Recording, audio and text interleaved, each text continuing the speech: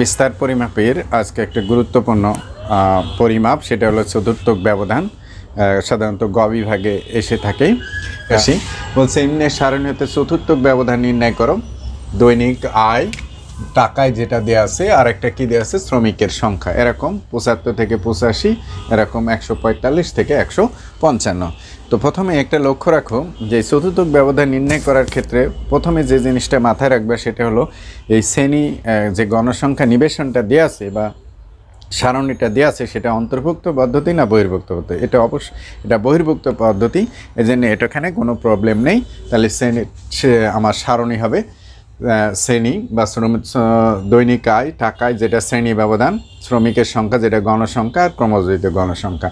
যদি এটা অন্তর্ভুক্ত পদ্ধতি হতো তাহলে কিন্তু প্রকৃত শ্রেণী ব্যবধান বের করে নিতে হতো। তো যাই হোক, এখন আমরা দেওয়া আছে শ্রেণী ব্যবধান বা দৈনিক আয় দেওয়া আছে, আমরা লিখলাম, আর শ্রমিকের সংখ্যা দেওয়া আছে। টোটাল শ্রমিকের সংখ্যা হচ্ছে 218। এখন আমি ক্রমযোজিত গণসংখ্যা বের করব। তাহলে আমার অতিরিক্ত শুধু কি লাগছে, প্রথমটা কত হলো 10, 10-এর সাথে 15 কত 25। দেখো 25 যোগ 35 কত হলো 60, 60-র সাথে 42, তাই না? তাহলে 42 কত হলো 102, 102-এর সাথে 50 তাহলে কত হলো 152, 152-র সাথে 39 তাহলে কত হলো 191, 191-এর সাথে কত 20 তাহলে কত হলো 211, 211-র সাথে 7 যোগ করব তাহলে কত হলো 218। তাহলে এই হলো আমার টোটাল গণসংখ্যা, ক্রমযোজিত গণসংখ্যা, যেটা এটার সাথে মিলে গেছে। তাহলে দেখো জাস্ট আমার যে টেবিলটা আছে শুধু লাল কালির এই অংশটুকু আমার চতুর্থক ব্যবধানের জন্য নির্ণয় করা হলো। অর্থাৎ চতুর্থক ব্যবধান মধ্যমা নির্ণয় করতে বলে যদি বহির্ভুক্ত পদ্ধতি শ্রেণী ব্যবধান থাকে, অতিরিক্ত একটা ঘর হবে, সেটা কি ক্রমযোজিত গণসংখ্যা। তো যাই হোক, চতুর্থক ব্যবধান মূলত দুটো চতুর্থক ব্যবধান নির্ণয় করতে হলে আগে কোয়ার্টাইল 1 এবং কোয়ার্টাইল 2, অর্থাৎ প্রথম চতুর্থক এবং তৃতীয় চতুর্থক নির্ণয় করতে হবে, তারপরে না কোয়ার্টাইল বা চতুর্থক ব্যবধান নির্ণয় করতে হবে। তাহলে আমার প্রথমে যে কাজটা করতে হবে সেটা হলো, দেখো প্রথম চতুর্থক Q1 নির্ণয়, তাই না? যে এখানে তো এখানে দেখতে হবে যে এখানে Q1 শ্রেণীর অবস্থান, দেখো অবস্থান হচ্ছে n/4, n/, কত হচ্ছে 4। তাহলে দেখো n/4 অর্থাৎ 218 ভাগ কত হলো 4, তাহলে হচ্ছে 54.5, তাহলে কত 54.5। আচ্ছা, তাহলে মধ্যমার জন্য যখন আমরা n/2 বের করেছি, প্রথম চতুর্থকের জন্য n/, কত হলো 4, যদি সেটা n এর মান জোড় হয়। যাই হোক, সেটা আসতেছি পরে। n/4 সমান কত হলো 54.5। এটা ক্রমযোজিত গণসংখ্যায় খুঁজতে হবে শুরু থেকে। 10-এর মধ্যে নাই, 25-এর মধ্যে নাই, কার মধ্যে আছে 60-র মধ্যে আছে, যা প্রদত্ত নিবেশনে দেখো ক্রমযোজিত গণসংখ্যার কার মধ্যে আছে বলো, 60-এর মধ্যে রয়েছে, 60-এর মধ্যে রয়েছে। সুতরাং Q1 শ্রেণী, দেখো Q1 শ্রেণী হবে এই 60 বরাবর কত 95 থেকে 105, 95 থেকে 105। তো আমরা জানি, দেখো আমরা জানি প্রথম চতুর্থক, দেখো প্রথম চতুর্থক Q1 সমান L প্লাস, দেখো n/4 মাইনাস PCF/FM ইন্টু কত হচ্ছে দেখো C। তাহলে মধ্যমার এই সূত্রের মধ্যে ডিফারেন্স নেই, জাস্ট মধ্যমা হলে n/2 আর প্রথম চতুর্থক হলে n/4। এরকম কোনো মধ্যমা যে সূত্র, এটারও সেম সূত্র। তাহলে এখানে দেখো L হচ্ছে Q1 শ্রেণীর নিম্ন সীমা, তাহলে Q1 শ্রেণী কত বলো 95 থেকে 105, তাহলে 95, Q1 শ্রেণী নিম্ন সীমা অর্থাৎ 95। আচ্ছা, তারপরে দেখো n/4 আমি কত পেয়েছি?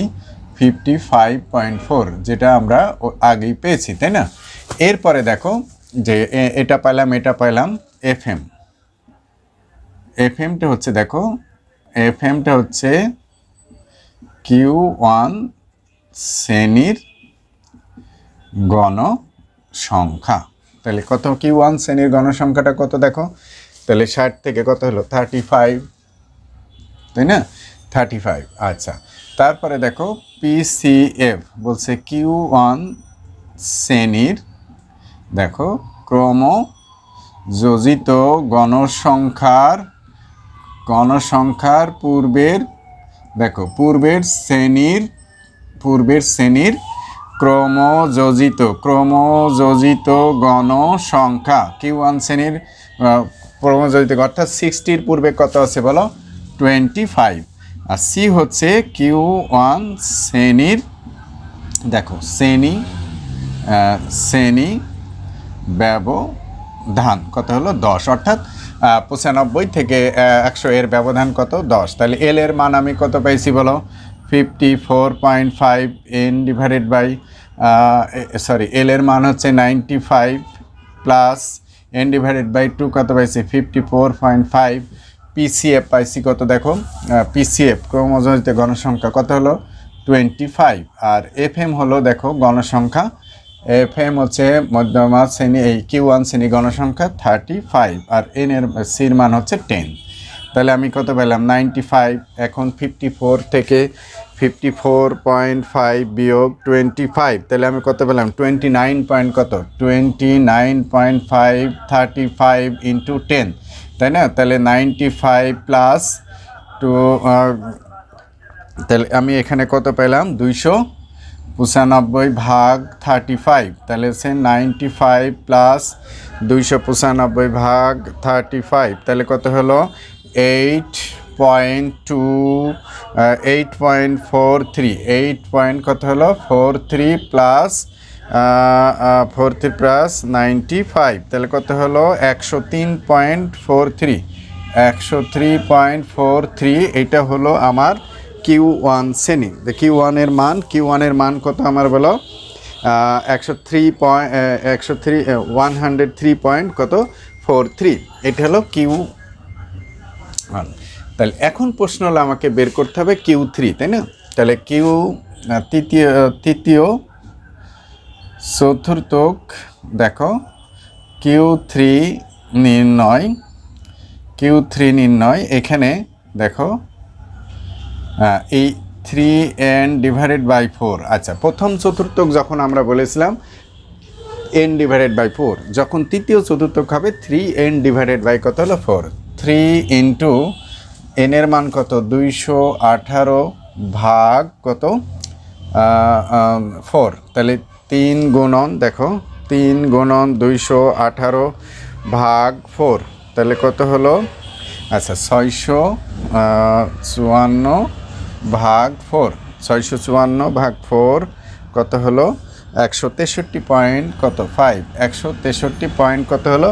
5। এই 163.5 আমরা কোথায় পাবো? দেখো 10-এর মধ্যে নাই, 25-এর মধ্যে নাই, 60-এর মধ্যে নাই, 102-এর মধ্যে নাই, 152-এর মধ্যে নাই, কার মধ্যে আছে বলো? 191-এর মধ্যে আছে, যা ক্রমযোজিত গণসংখ্যার, কার মধ্যে আছে? দেখো গণসংখ্যার 191 এর মধ্যে রয়েছে, ঠিক আছে? সুতরাং দেখো, Q3 শ্রেণী হচ্ছে, দেখো Q3 শ্রেণী হচ্ছে 191 বরাবর কাছে 125 থেকে 135, তাহলে আমার Q3 পেয়ে গেলাম। ওকে, তাহলে এখন আমার Q3 যেটা প্রযোজ্য সেটা হলো Q3 যেহেতু পেয়ে গেছি আমি, তো দেখো তৃতীয় চতুর্থক আমরা 3n/ যা পাইলাম, যা ক্রম 163.5, যা ক্রমযোজিত গণসংখ্যার 191-এর মধ্যে রয়েছে। 191 বরাবর শ্রেণী ব্যবধান কত? 125 থেকে 135, সুতরাং Q3 শ্রেণী 25 থেকে 135। আমরা জানি তৃতীয় চতুর্থ Q3 সমান L plus 3n divided by 4 minus PCF divided by FM into কত C। এখানে L সমান Q3 শ্রেণী নিম্ন সীমা আমরা কত পেলাম দেখো 125। নিম্ন সীমাটা কত হলো 125, তাই না? আচ্ছা, তারপরে হচ্ছে দেখো3n ডিভাইডেড বাই 4 কত 163.5। FM হচ্ছে Q3 শ্রেণীর গণসংখ্যা Q3 অর্থাৎ 191, এটা হচ্ছে 39। PCF দেখো Q3 শ্রেণীর ক্রমজড়িত গণসংখ্যার পূর্বের শ্রেণীর ক্রমজড়িত গণসংখ্যা PCF, তাহলে এইটা হলো CF, তার পূর্বে কত আছে 152। তার মানে Q3 শ্রেণীর ক্রমজড়িত গণসংখ্যা 191, তার পূর্বে কত আছে 152। আর CU হচ্ছে Q3 শ্রেণীর শ্রেণী ব্যবধান কত হলো 10, অর্থাৎ 125 থেকে 135-এর ব্যবধান কত 10। তাহলে আমি L এর মানে 125 পেলাম, n divided by 3n divided by 4 163.5। PCF কত পাইছি আমরা, PCF হলো 152, আর C হলো 10, আর FM এর মান হচ্ছে 39। তাহলে আমি কত পেলাম 125, তাহলে 163.5 বিয়োগ 152, তাহলে কত 11.539 গুণন 10, তাহলে কত হলো 125, তাহলে 115 ভাগ 39, তাহলে এখানে কি দাঁড়ালো 125 প্লাস 115কে যদি 115 ভাগ 39, তাহলে কত হলো 2.95 যোগ, আচ্ছা দেখো 125 যোগ 2.95, তাহলে কত হচ্ছে 127 পয়েন্ট কত হলো 95। এইটা হলো Q3-র মান। এখন একটু মনোযোগ দাও, তাহলে আমরা কি পাইলাম Q1 এবং কি বলো Q3 পাইলাম। আমাকে বের করতে হবে চতুর্থক ব্যবধান। দেখো একটু মনোযোগ দাও, আমাকে বের করব কি চতুর্থক ব্যবধান। ওকে, তো আমরা আমরা জানি চতুর্থক, দেখো চতুর্থক ব্যবধান QD সমান Q3 minus Q1 divided by Q3 plus Q1 into 100। তার মানে সূত্রটা কি দাঁড়ালো, কোনো তথ্য সারির তৃতীয় চতুর্থক হতে প্রথম চতুর্থকের বিয়োগফলকে ওই তথ্য সারির তৃতীয় এবং প্রথম চতুর্থকের যোগফল দ্বারা ভাগ করে শতকরা প্রকাশ করলে সেটাকে আমরা কি বলছি বলো, চতুর্থক ব্যবধান। তো যাই হোক, এখন আমার যে মানটা বের করছে মান বসাবো। Q3 মান কত হচ্ছে 127, কত হচ্ছে 127, লক্ষ্য রাখো উপরে হলো 127.95। Q1 আমরা কত পাইছি 103.43 ভাগ 127.95 প্লাস 103.43। আচ্ছা, তাহলে কি দাঁড়াচ্ছে,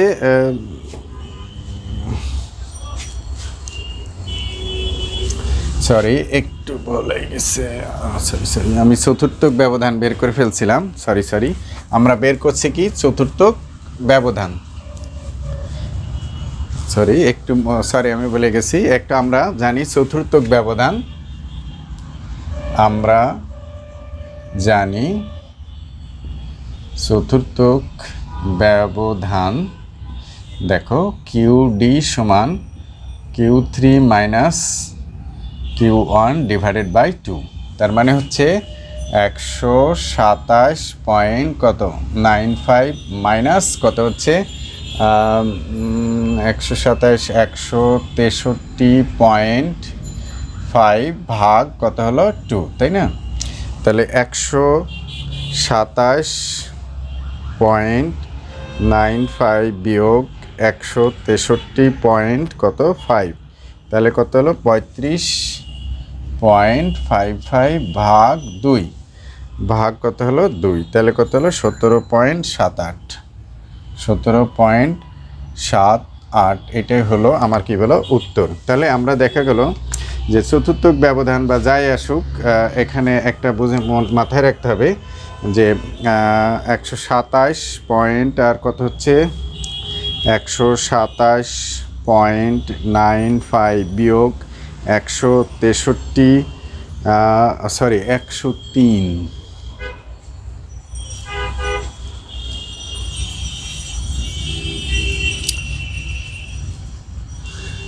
একটু মনোযোগ দাও যে আমরা জানি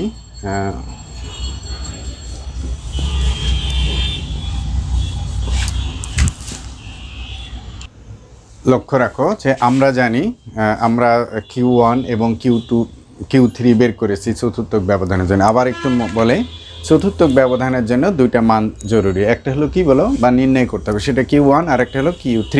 আমরা Q1 বের করলাম, আবার কি Q3 বের করেছি। এখন আমরা জানি চতুর্থক ব্যবধান QD কোয়ার্টাইল ডেভিয়েশন সমান Q3 minus Q1 divided by 2, অর্থাৎ কোনো তথ্য সারির তৃতীয় চতুর্থক হতে প্রথম চতুর্থকের বিয়োগফলকে 2 দ্বারা ভাগ করলে যে মান পাওয়া যাবে তাকে আমরা বলছি কি বলো চতুর্থক ব্যবধান। তাহলে 127.95 মাইনাস 103.43 ভাগ ডিভাইডেড বাই 2, এটা থেকে এটা বিয়োগ দিলে 24.52 হয়, ভাগ 2 দিলে কত 12.26। তাহলে এটাই হলো আমার কি চতুর্থক ব্যবধান।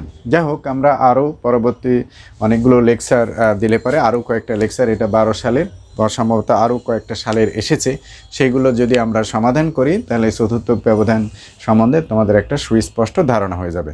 আচ্ছা, যাই হোক, আমরা আবারও বলি, যেহেতু এটা কোন পদ্ধতি, বহির্ভুক্ত পদ্ধতি, এই জন্যে আমার 3টা ঘরেই লাগবে। যদি অন্তর্ভুক্ত হতো তাহলে এখানে প্রকৃত শ্রেণী ব্যবধান বের করতে হতো। যাই হোক, পরবর্তী লেকচার দেখার